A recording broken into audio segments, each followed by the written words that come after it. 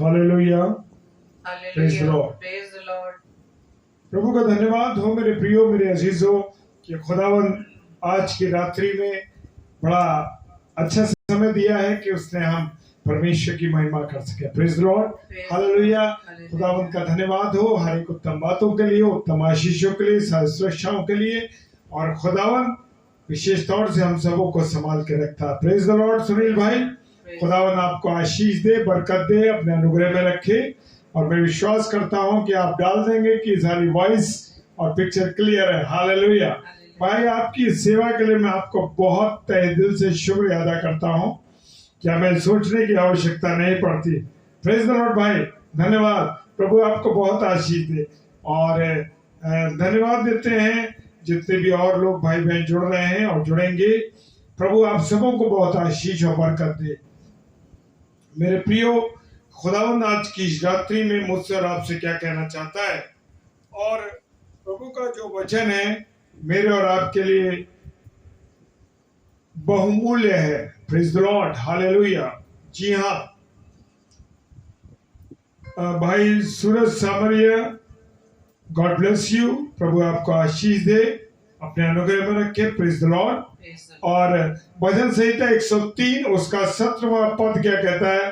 परंतु यहोवा की करुणा उसके डरवैयों पर युग युग, और उसका धर्म उसके नाती पोतों पर भी प्रकट होता रहेगा। हालेलुया।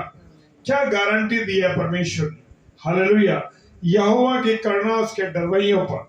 जी हाँ, मेरे और आप पर उसकी करुणा बनी रहेगी। जो हमें और आप लोग डरते हैं, उससे डरते हैं। किससे? परमेश्वर से। और युगाने युग रहेगी। ऐसे नहीं है कि थोड़े टाइम के लिए रहेगी। और कब तक रहेगी? नाती पोतों तक। Praise the Lord, hallelujah. खुदा उनका धन्यवाद हो। और वचन आगे कहता है, यशायाह नबी की पुस्तक उसका 41 अध्याय और 10 पद कहता है, मत डर क्योंकि मैं तेरे संग हूं, इधर उधर मत ताक, मैं तुझे दृढ़ करूंगा और तेरी सहायता करूंगा, और अपने धर्ममय हाथ से मैं तुझे संभाले रहूंगा। हालेलुया। परमेश्वर का धन्यवाद हो। मत डर, पहली गारंटी, मत डर। तो मुझे और आपको डरना नहीं है मेरे प्रियो, और ना मुझे इधर उधर ताकना है, क्योंकि मेरा परमेश्वर, मेरा खुदावन और आपका खुदावन क्या कह रहा है कि मैं तुझे दृढ़ करूंगा, मजबूत करूंगा और तेरी सहायता करूंगा। Praise the Lord, hallelujah. और धर्म में हाथों से वो मुझे और आपको संभाले रहेगा। हालेलुया। और खुदावन का वचन क्या कह रहा है? 40 यशायाह नबी की पुस्तक 40 अध्याय 29 पद कह रहा है, वो थके हुओं को बल देता है और शक्तिहीनों को बहुत सामर्थ्य देता है। हालेलुया। Praise the Lord. तो प्रभु आप सबों को बहुत आशीष दे। भाई जॉय टेरेंस, हम आपका स्वागत करते हैं। और जितने भी प्रिय भाई बहन अब जुड़ रहे हैं, सबों को प्रभु आशीष दे। सौरभ दास, प्रभु आपको आशीष दे भाई, और अपनी करुणा में रखे। भाई विनीत सैमुअल हेब्रोन साहब, प्रभु आपको बहुत आशीष दे, अपने अनुग्रह में रखे। और आइए हम सब प्रार्थना में चलेंगे और फिर उसके बाद परमेश्वर की महिमा करेंगे। हालेलुया। सर्वशक्तिमान पिता परमेश्वर, धन्यवाद धन्यवाद और धन्यवाद के साथ आपके चरणों में आते हैं प्रभु। और आपकी जैसे वायदे आपने कहा है, मत डर, तो प्रभु आपके अनुग्रह में होकर प्रभु चलना चाहते हैं। निडर होकर प्रभु आपकी सेवा में चलना चाहते हैं।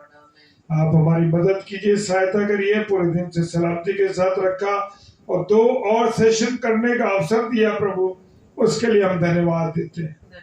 पिता परमेश्वर, प्रार्थना करते हैं डेली डिवोशन में जब जुड़े हैं जितने भी भाई बहन हमारे प्रिय लोग इस समय ऑनलाइन फेसबुक अग्र मसीह मंडली पेज पर जुड़े हुए हैं, और इसके बाद जो ऑफलाइन देखेंगे, प्रभु सबों को आशीष और बरकत दे। विशेषकर मिसेस शबनम डेविड के साथ प्रभु हो।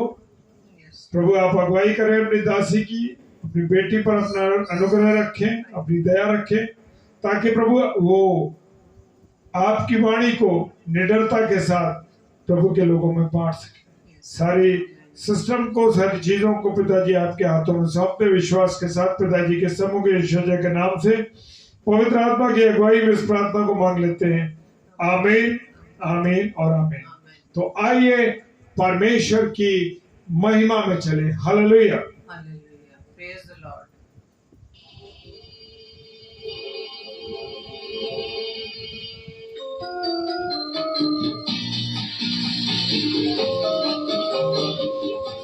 Thank you, Lord. Hallelujah. Praise the Lord.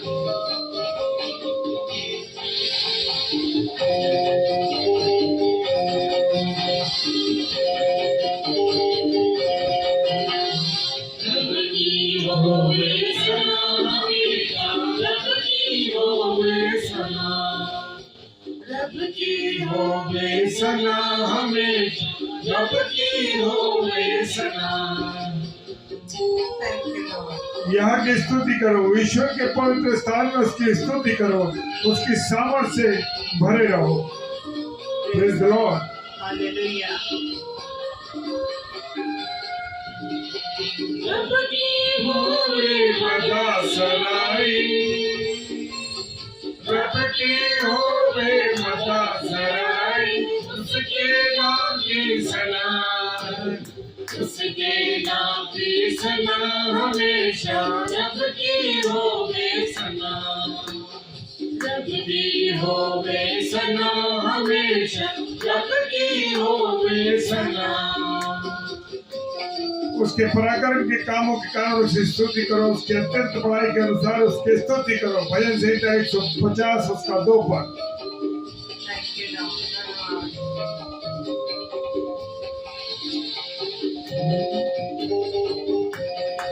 Hallelujah, hallelujah, praise the Lord, praise the Lord.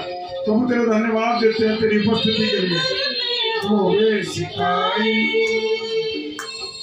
रब के घर में होवे सिपाही, उसकी हम दो सना, उसकी हम दो सना हमेशा, रब की होवे सना, रब की होवे सना हमेशा, रब की होवे सना। नरसिंह के फूकते हुए उसकी स्तुति करो, सारंगी और वीणा बजाते हुए उसकी स्तुति करो। Hallelujah, praise the Lord. Thank you. भजन संहिता 150 उसका 3 पद कहता है, Thank you, Lord. जोर से फूको नरसिंगे, जय के जोर से फूको नरसिंगे, पर्वत बीन बजा, पर्वत बीन बजा हमेशा, रब की होवे सना, रब की होवे सना हमेशा, रब की होवे सना। दम बजाते हुए नाचते हुए उसकी स्तुति करो, तार वाले बाजे और बांसुरी बजाते हुए उसकी स्तुति करो। भजन संहिता 150 उसका 4 पद कहता है, praise the Lord. Thank you, Lord.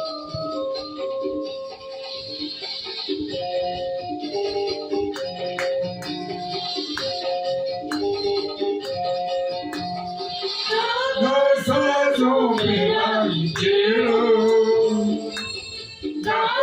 साजों पे आंचलो, डफर तबला बजा, डफर तबला बजा हमेशा, रब की होवे सना, रब की होवे सना हमेशा, रब की होवे सना।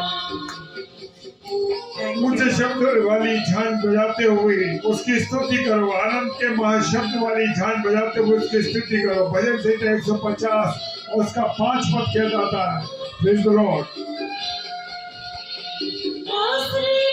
सुने सुने सुरीली,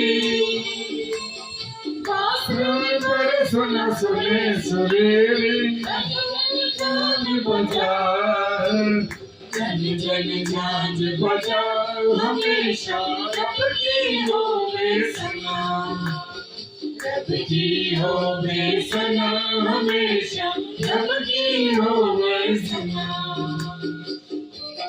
जितने प्राणी हैं सबके सब यहाँ की स्तुति करो, यहाँ की स्तुति करो। भजन संहिता 150 उसका 6 पद कहता है, Hallelujah. Praise the Lord. Praise the Lord, hallelujah. Thank you, Lord. खुदावन का धन्यवाद हो मेरे प्रिय, hallelujah, hallelujah. Praise the Lord. ये है वो कैसा काबिल, कामों में है वो कैसा काबिल, उसकी कुदरत बता, उसकी कुदरत बता, हमेशा रब की होवे सना, रब की होवे सना, हमेशा रब की होवे सना। हे देश के सब लोगों तालियां बजाओ ऊंचे शब्द से परमेश्वर के लिए जय जयकार को। भजन संहिता 47 उसका 1 पद। Hallelujah, praise the Lord, hallelujah, hallelujah. ताली बजाओ, सारे मिलकर ताली बजाओ, गाओ रब की सना, गाओ रब की सना, हमेशा रब की होवे सना, रब की होवे सना, हमेशा रब की होवे सना। Thank you, Lord. धन्यवाद। Yes, Lord. Thank you, Lord. Praise the Lord. धन्यवाद। Hallelujah. Hallelujah. Praise the Lord. धन्यवाद ईश्वर राजा। Hallelujah. Hallelujah. Thank you, Lord. धन्यवाद पिता परमेश्वर इस सुंदर रात्रि के लिए कि पिता आपने ये हमें समय दिया कि हम अपने जीवन से आपके नाम की महिमा को करने पा रहे हैं।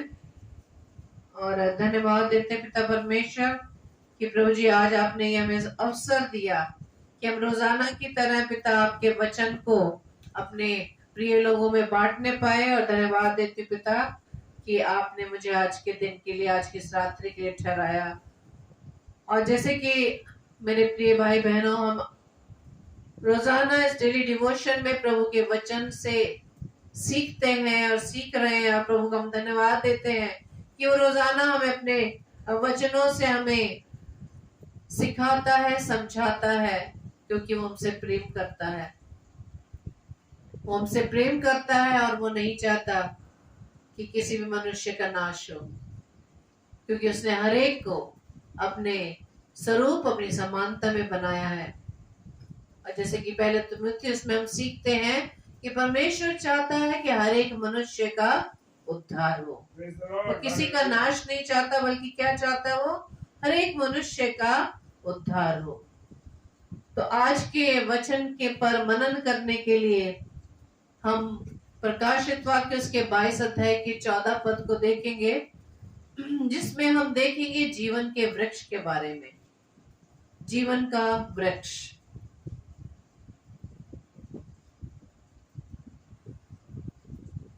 Praise the Lord, praise the Lord.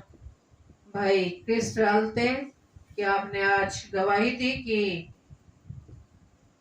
हम सबकी प्रार्थनाओं से और प्रभु के उस प्रार्थना के जवाब में आपको पहले से अच्छी तबीयत आपको महसूस हो रही है। और प्रभु आपको पूरी रीति से चंगाई दे। शारीरिक रूप से तो चंगाई मिली ही मिली है, आत्मिक रीति से भी आपको चंगाई मिलने पाए। आपका पूरा परिवार, आप घराने समेत आप सबका उद्धार होने पाए। तो आइए हम वचन में चलेंगे। लिखा है प्रकाशित वाक्य 22 अध्याय के 14 पद में, धन्य वे हैं जो अपने वस्त्र धो लेते हैं, क्योंकि उन्हें जीवन के पेड़ के पास आने का अधिकार मिलेगा और वे फाटकों से होकर नगर में प्रवेश करेंगे। Hallelujah, praise the Lord. तो परमेश्वर का कलाम, पवित्र कलाम की आखिरी पुस्तक, जहां हम बोल लेते हैं यूहन्ना का प्रकाशित वाक्य। यूहन्ना का प्रकाशित वाक्य नहीं मेरे प्रियो, हमारे प्रभु यीशु मसीह का प्रकाशित वाक्य है, जो यूहन्ना के माध्यम से परमेश्वर ने लिखवाया। और वहां पे लिखा है कि धन्य वे हैं जो अपने वस्त्र धो लेते हैं। इसका मतलब कि कोई ना कोई ऐसी अशुद्धता है जिसको हमें धोने की जरूरत है। और जब वस्त्र धुल जाएंगे तब परमेश्वर कहता है क्योंकि उन्हें जीवन के पेड़ के पास आने का अधिकार मिलेगा। ये दो मुख्य बातें, वस्त्र का शुद्ध होना और अधिकार मिलना जीवन के पेड़ के पास आने का। और आपने जब बाइबल में पढ़ा ही ये शुरू की पुस्तक उत्पत्ति में जीवन के पेड़ के विषय में, जहां पर उत्पत्ति दूसरे अध्याय के 8 और 9 पद में क्या लिखा है कि जीवन का पेड़ कहां पर है। और यहोवा परमेश्वर ने पूर्व की ओर अदन देश में एक वाटिका लगाई और वहां आदम को जिसे उसने रचा था रख दिया। 9वां पद, और यहोवा परमेश्वर ने भूमि से सब भांति के वृक्ष जो देखने में मनोहर और जिनके फल खाने में अच्छे हैं उगाए, यानी अच्छे फल वालों को उगाया, और वाटिका के बीच में जीवन के वृक्ष को और भले या बुरे के ज्ञान के वृक्ष को भी लगाया। दोनों पेड़ सेंटर में लगाए गए। इसके बाद हम उत्पत्ति 2:16-17 में पढ़ते हैं, तब यहोवा परमेश्वर ने आदम को आज्ञा दी। पेड़ लगाने के बाद परमेश्वर ने आदम को आज्ञा दी कि तू वाटिका के सब वृक्षों का फल बिना खटके खा सकता है, यानी कुछ सोचने की जरूरत नहीं है। लेकिन 17 पद में उसको हिदायत मिली, पर भले या बुरे के ज्ञान का जो वृक्ष है उसका फल तू कभी ना खाना, क्योंकि जिस दिन तू उसका फल खाए उसी दिन अवश्य मर जाएगा। Praise the Lord. अभी आपने पदों में पढ़ा कि जीवन का वृक्ष भी लगा हुआ था और भले व बुरे ज्ञान के वृक्ष का भी पेड़ लगा हुआ था, और परमेश्वर ने उसी पेड़ के फल को खाने से मना किया जिसमें भले या बुरे के ज्ञान का फल था। लेकिन आदम हव्वा के द्वारा परमेश्वर की इस आज्ञा का उल्लंघन किया। इसके बाद परमेश्वर ने क्या निर्णय लिया?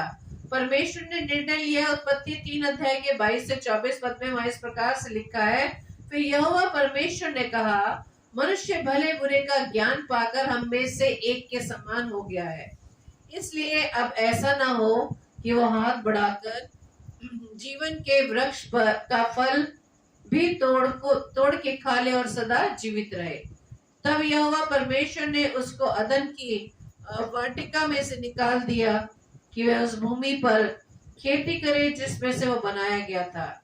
इसलिए आदम को उसने निकाल दिया और जीवन के वृक्ष के मार्ग का पहरा देने के लिए अदन की वाटिका के पूर्व की ओर करूबों को और चारों ओर घूमने वाली ज्वालामय तलवार को भी नियुक्त कर दिया। हालेलुया। जीवन का वृक्ष भी लगा हुआ था भले व बुरे ज्ञान के वृक्ष के साथ, और परमेश्वर ने जिस पेड़ के फल को खाने को मना किया, आदम ने हवा ने वही अनाज्ञाकारिता की। अब परमेश्वर ने ये सोचा कि उसने भले व बुरे ज्ञान के वृक्ष के फल को खा लिया, अब ऐसा ना हो कि वो जीवन के वृक्ष के फल भी तोड़कर खा ले, और जैसे कि वो पाप में पड़ गया अनाज्ञाकारिता के कारण, इसी तरह से वो पापी जीवन को वो पा ले अगर जीवन का वृक्ष को वो के फल को खा लेता है। इसलिए परमेश्वर ने क्या उनको पनिशमेंट दी, उस अदन की वाटिका से उन्हें निकाल दिया, और पहरा देने के लिए वहां पर क्या है, पूर्व की ओर करूबों को और चारों ओर घूमने वाली ज्वालामय तलवारों को भी नियुक्त कर दिया, जो अब तक कहा जाता है कि अब तक वैसा ही है। इसलिए परमेश्वर इस जीवन के पेड़ के पास आने का अधिकार अब किन किन व्यक्तियों को, किन किन लोगों को वो दे रहा है। अब इस जीवन के पेड़ की विशेषता क्या है हम देखेंगे एजुकेट 47 अध्याय के 12 पद में। और नदी के दोनों तीरों पर भांति भांति के खाने योग्य फलदायी वृक्ष उपजेंगे, जिनके पत्ते न मुरझाएंगे और उनका फलना भी कभी बंद ना होगा। पत्ते भी नहीं मुरझाएंगे और उनमें ऐसा नहीं होगा कि फल लगे ही नहीं, क्योंकि नदी का जल पवित्र स्थान से निकला है। पवित्र स्थान, इसको हम प्रकाशित वाक्य के 22 अध्याय में देखेंगे। उनमें महीने महीने नए नए फल लगेंगे, उनके फल तो खाने के और पत्ते औषधि के काम आएंगे। हालेलुया। फल भी नए नए लगेंगे महीने महीने, और उनके फल खाने के लिए और पत्ते औषधि के लिए काम होंगे। इसी के लिए प्रकाशित वाक्य 22:1 और 2 में लिखा है, फिर उसने मुझे बिल्लौर की सी झलकती हुई जीवन के जल की एक नदी दिखाई, जो परमेश्वर और मेमने के सिंहासन से निकलकर, इसलिए वो वहां पर लिखा हुआ है कि नदी का जल पवित्र स्थान से निकला है। पवित्र स्थान क्यों है? वो स्थान जब परमेश्वर और मेमने का सिंहासन है, वहां से निकलकर वो उस नगर के सड़क के बीचों बीच बहती थी, और नदी के इस पार और उस पार जीवन का पेड़ था। उसमें 12 प्रकार के फल लगते थे और वह हर महीने फलता था और उस पेड़ के पत्तों से जाति जाति के लोग चंगे होते थे। जाति जाति के लोग, एक ही जाति का वर्णन नहीं है, सभी जाति जो संसार में उसके पत्तों के द्वारा वो चंगे होते थे। Hallelujah, praise the Lord. तो ये है जीवन के पेड़ की विशेषता जो भी हमने वचन में देखा। लेकिन प्रभु ने क्या कहा कि अब अदन की वाटिका से आदम को निकाल दिया गया, आदम हव्वा को निकाल दिया गया, लेकिन अब जीवन का पेड़ किसको उसके पास आने का अधिकार है। वहां पे लिखा है कि जो अपने वस्त्र को धो लेते हैं और उन्हें ही अधिकार मिलेगा। यानी हमारा जीवन जो पाप से रहित होगा, जब हमारे जीवन में किसी प्रकार का भी पाप नहीं पाया जाएगा, हम पाप की दशा में नहीं रहेंगे, तभी वो अधिकार हमें मिलेगा। एक बार तो हमें इस पाप की दशा से निकालने के लिए परमेश्वर ने अपने पुत्र को इस पृथ्वी पर भेज दिया। मेरे प्रियो, हमें इस पाप की दशा से निकाल दिया प्रभु यीशु मसीह के उस बड़े बलिदान के द्वारा। लेकिन हम मनुष्य अभी तक, जबकि ये जीवन हमारा जीवन नहीं है, प्रभु यीशु मसीह ने दाम देकर हमें छुड़ा लिया है, उस पाप के गड्ढे से निकाल दिया है, उस पाप की दलदल, उस पाप की कीट से हमें निकाल दिया है। लेकिन हम अपने उस शारीरिक स्वभाव में, मानवीय स्वभाव के कारण अभी तक हम पाप की दशा में पड़े रहना चाहते हैं। लेकिन परमेश्वर का वचन क्या बता रहा है कि प्रकाशित वाक्य 22:14 में कि धन्य वे हैं जो अपने वस्त्र धो लेते हैं, जो श्वेत वस्त्र पहने हुए हैं, जिसमें ना किसी प्रकार दाग, ना किसी प्रकार का धब्बा है। उन्हें ही जीवन के पेड़ के पास आने का अधिकार है। प्रकाशित वाक्य इसी 22 अध्याय की 15 पद में लिखा है। कितने ऐसे शब्द लिखे हैं मेरे प्रियो, जिसे हम जब पढ़ेंगे, जब सुनेंगे, तो हमारे यहाँ पर हमें वो शब्दों का एहसास होगा। परमेश्वर का वचन कहता है, पर कुत्ते और टोने और व्यभिचारी और हत्यारे और मूर्ति पूजक और हर एक झूठ का चाहने वाला और गढ़ने वाला बाहर होगा। स्वर्ग में उसका कोई प्रवेश नहीं है। उसे कहाँ जाना है? नरक में जाना होगा। तो उस अधिकार को पाने के लिए, जीवन के पेड़ के पास आने के लिए हमें स्वर्ग में एंट्री चाहिए। स्वर्ग में एंट्री हमें करने के लिए बहुत सारे हमारे प्रभु ने हमें नियम बता दिए। सिर्फ यही कि अपने जीवन को हमें शुद्ध बनाए रखना है। उस पाप में दशा से अभी भी हम हटना नहीं चाह रहे, क्योंकि शरीर की अभिलाषा की वजह से हम पाप में गिर रहे हैं। हम स्वयं ही अपने ही नाश का कारण है। और कितनी ये बात कही गई है कि कुत्ते और टोने और व्यभिचारी और हत्यारे और मूर्ति पूजक, हर एक झूठ का चाहने वाला और गढ़ने वाला, झूठ बोलने वाला, झूठ बोलने की चाहत रखने वाला, वो सब बाहर होंगे। प्रकाशित वाक्य 21:27 में लिखा है, और उसमें कोई अपवित्र वस्तु था या घृणित काम करने वाला या झूठ का करने वाला किसी रीति से प्रवेश ना करेगा, पर केवल वे लोग। अब कौन लोग प्रवेश कर पाएंगे? जिनके नाम मेमने के जीवन की पुस्तक में लिखे हैं। Hallelujah, praise the Lord. मेमने के जीवन की पुस्तक में लिखे हैं।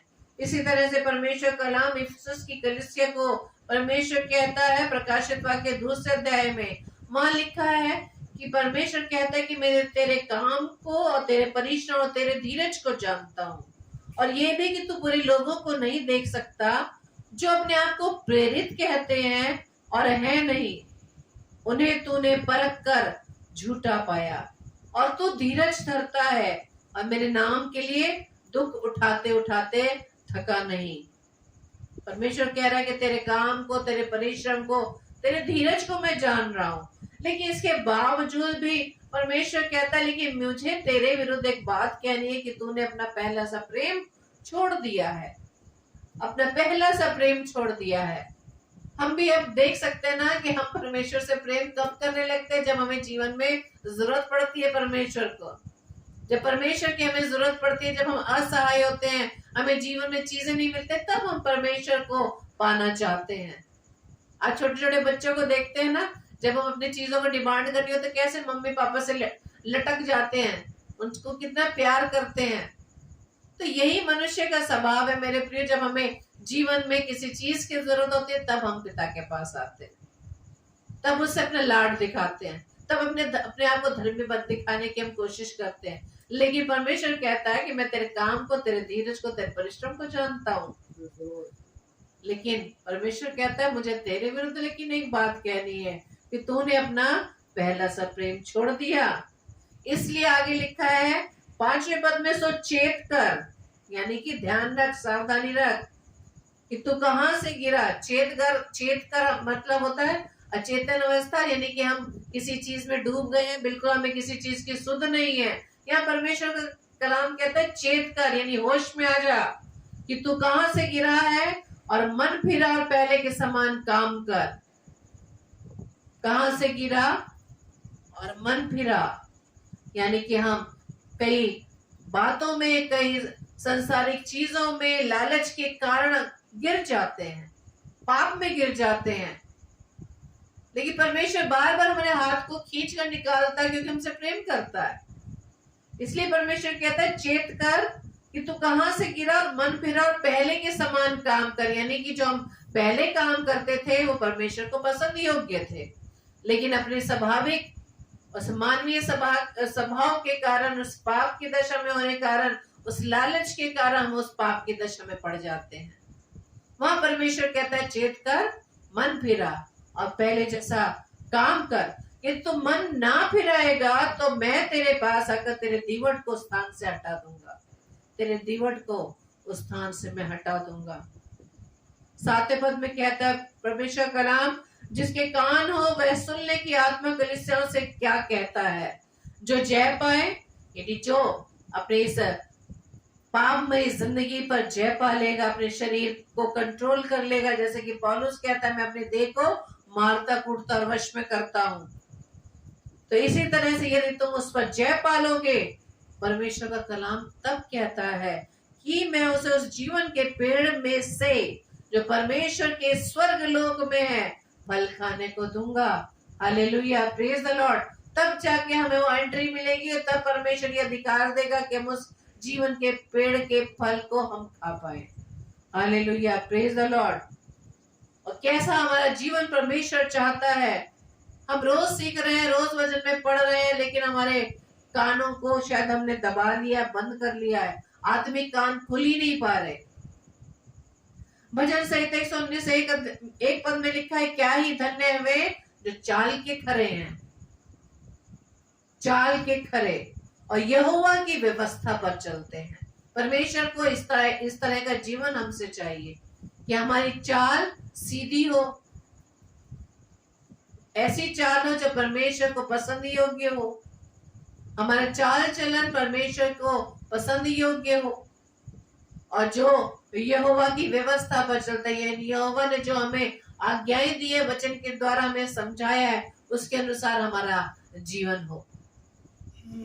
आगे यहोवा कहता है, परमेश्वर कहता है 56 यशायाह 56 के पहले पद में यहोवा यो कहता है न्याय का पालन करो।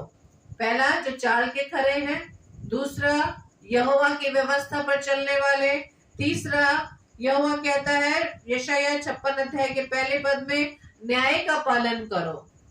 उसके बाद धर्म के काम करो, क्योंकि मैं शीघ्र तुम्हारा उद्धार करूंगा। Hallelujah, praise the Lord. परमेश्वर ऐसी चीजें आपको नहीं देगा, ऐसी आशीषें नहीं देगा जब तक कि आप उसकी बात को जो आप कह रहे हैं ना समझें। जब बच्चे हमसे डिमांड करते हैं, हम भी कहते हैं नहीं बेटा पहले तुम ऐसा करो तब जाके तुम्हें मिलेगा। हमारा पिता भी चाहता है कि हमारा जीवन उसके अनुसार हो, उसके मन भाव के अनुसार हो, उसके मन के अनुसार हो। हमारी चाल खरी हो, व्यवस्था पर चले, न्याय करें और धर्म का पालन करें। क्योंकि पहला यूहन्ना 3 पहले पद में लिखा है, देखो पिता ने हमसे कैसा प्रेम किया कि हम परमेश्वर की संतान कहलाए। परमेश्वर ने हमें हमसे प्रेम किया, तब जाकर हमें संतान होने का अधिकार दिया है पिता ने। और हम हैं भी, लिखा है हम हैं भी, इस कारण संसार हमें नहीं जानता क्योंकि उसने उसे भी नहीं जाना। यानी ये उन लोगों के लिए जो परमेश्वर के प्रेम को जान चुके हैं, जो परमेश्वर के कहे अनुसार अपने जीवन को व्यतीत कर रहे हैं, जो अपना स्वभाव प्रभु यीशु मसीह के स्वभाव की तरह उन्होंने बनाए रखा है, जो जिनकी चाल खरी है, जो व्यवस्था पर चल रहे हैं, जो आज्ञाकारी है, जो न्याय का पालन कर रहे हैं और धर्म के काम कर रहे हैं, वही परमेश्वर की संतान है। और ऐसे ही संतानों से परमेश्वर प्रेम करता है। इस कारण संसार हमें नहीं जानता। संसार क्यों नहीं जानता हमें? संसार का हाकिम कौन है ये तो मालूम है ना आपको। संसार का हाकिम कौन है?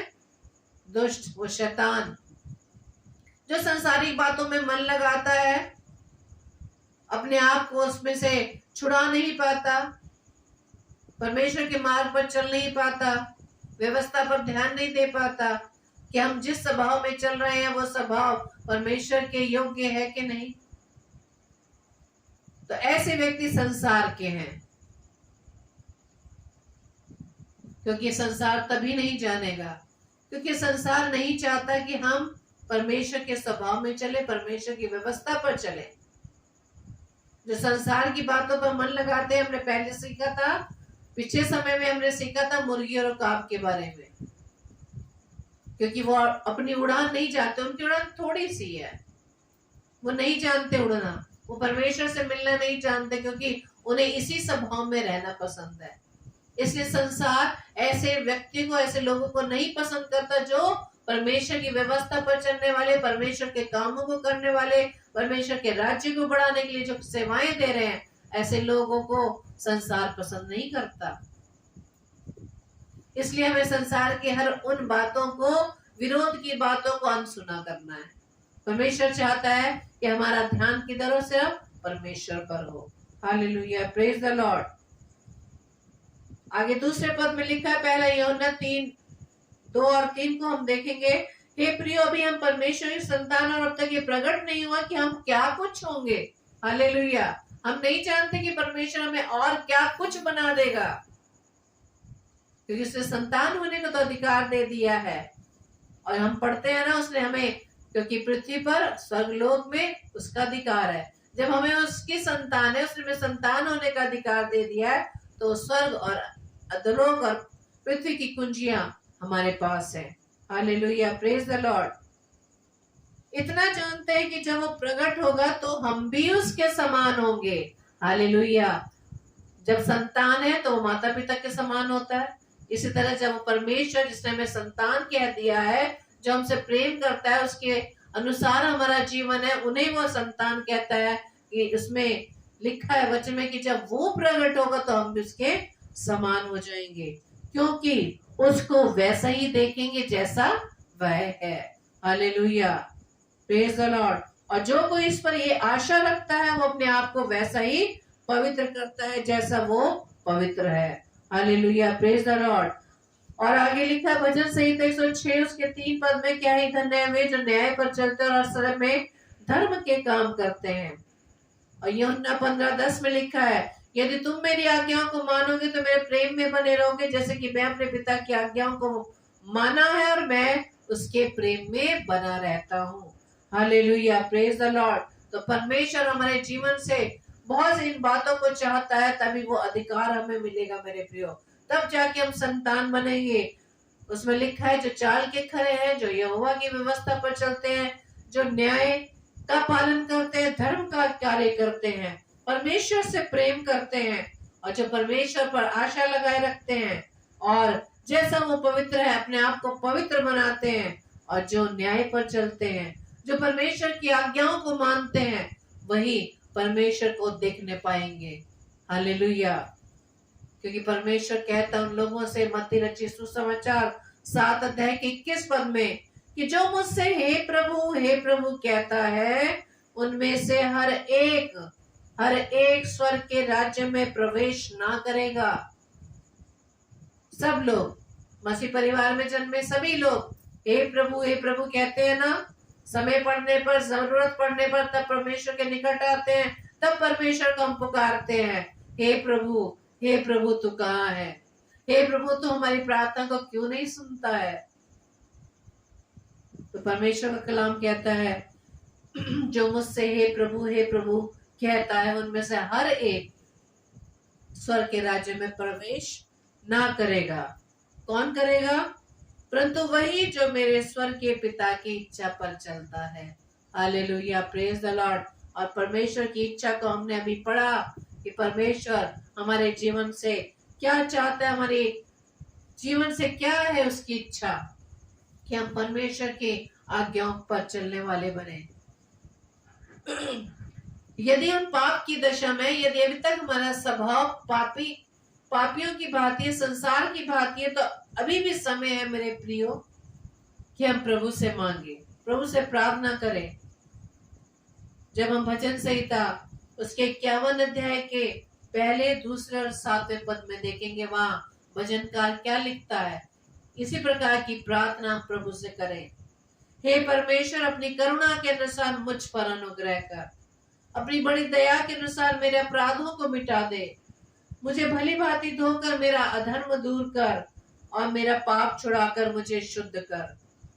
जुफा से मुझे शुद्ध कर तो मैं पवित्र हो जाऊंगा, मुझे धो और मैं हिम से भी अधिक श्वेत बनूंगा। इस प्रकार की प्रार्थना परमेश्वर से करें।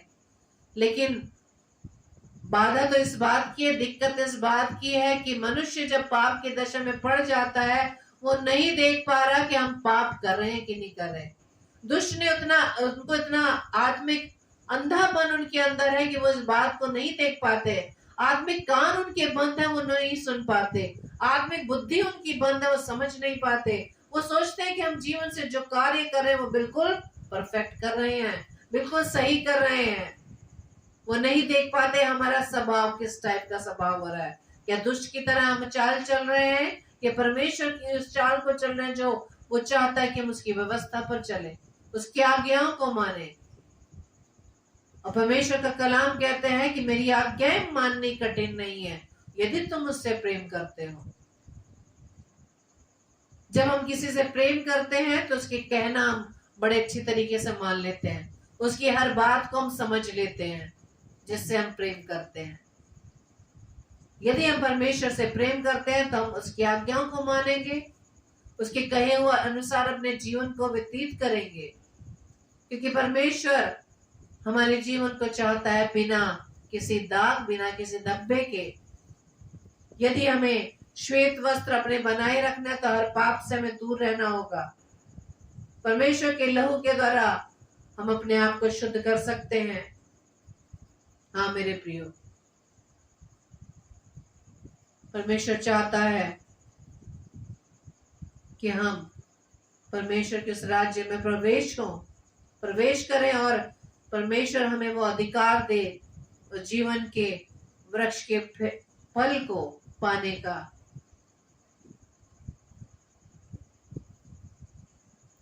यशायाह की पुस्तक उसके पहले अध्याय के 14-18 पद में लिखा है, यहोवा कहता है, आओ हम आपस में वाद विवाद करें।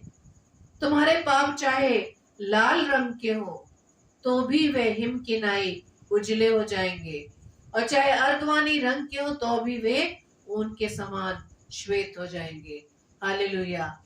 मेरा पिता व आपका पिता आज भी, इस घड़ी भी अपने पास बुला रहा है कि चाहे तुम्हारे पाप लाल रंग के हो तो भी वे हिम की नाई उजले हो जाएंगे, और चाहे अर्गवानी रंग के हो तो भी वे उनके समान श्वेत हो जाएंगे।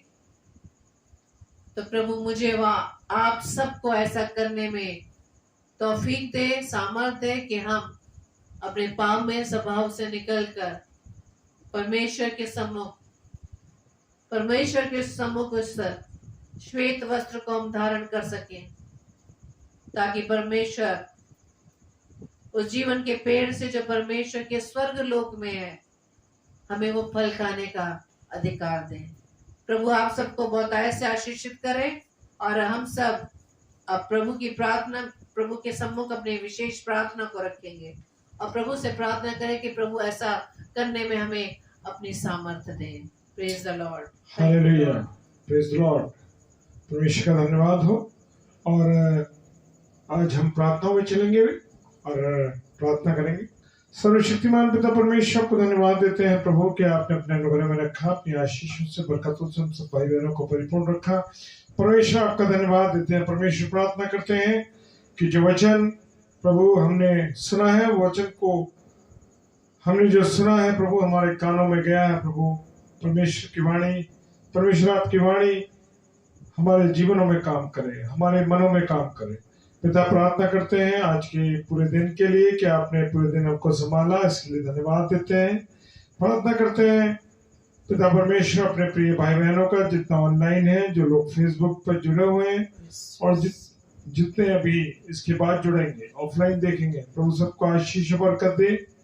पिता सारी चीजों को आपके हाथों में सौंपते हैं। और खुदावन प्रभु आपने 3 बार हमें अवसर दिया अपना सेवा करने का, इसके लिए धन्यवाद देते हैं प्रभु। और प्रार्थना करते हैं पिता परमेश्वर जितने भी भाई बहन जुड़े हैं प्रभु जी सबको बहुत आशीष और बरकत देना। प्रभु जितने भी नए लोग जुड़े हैं प्रभु उन सबको अपनी पनाह में रखिए। और जितने पहले से हमारे भाई बहन जुड़े हैं प्रभु उनको आशीष दीजिए, बरकत दीजिए। प्रार्थना करते हैं पिता परमेश्वर जो लोग किसी भी रोग से पीड़ित है, किसी परेशानी में, खुदावंद हर एक को संभाले। सारी बातों के लिए धन्यवाद देते हैं। जो वचन बोया गया प्रभु जी वो 1000 गुना हमारे जीवन में काम करे। पिता सारी बातों के लिए धन्यवाद देते हैं विश्वास के साथ। पिताजी के सम्मुख यीशु के नाम से पवित्र आत्मा की अगुवाई में इस प्रार्थना को मांग लेते हैं। आमीन, आमीन और आमीन। आप सबको जय मसीह की। और सूचना है कल के लिए, कल है 21 अगस्त 2021 और कल सैटरडे है, तो कल हमारे 4 स्लॉट रहेंगे आगरा मसीह मंडली के। पहला स्लॉट 5 से 6 जिसमें हमारे आदरणीय पासवान पास्टर विनय जोसेफ साहब जो कि मुरादाबाद से हैं, वो कल प्रभु के कलाम को शाम को 5 से 6 लेके आएंगे। 7 से 8 सेकंड स्लॉट पास्टर अश्विन मसीह, हालेलुया। सेकंड स्लॉट 7 से 8 पास्टर अश्विन मसीह जो कि छत्तीसगढ़ से हैं। और 9 से 10 पास्टर विनय एल्फ्रेड, ये हमारे अजीज पासवान साहब, ये भी अलीगढ़ से हैं, सॉरी छत्तीसगढ़ से हैं, पास्टर विनय एल्फ्रेड। और रात्रि में डेली डिवोशन में हमारे साथ जुड़िए। प्रभु आप सब लोगों को बहुत आशीष और बरकत दे। जय मसीह की। Hallelujah, praise the Lord, praise the Lord.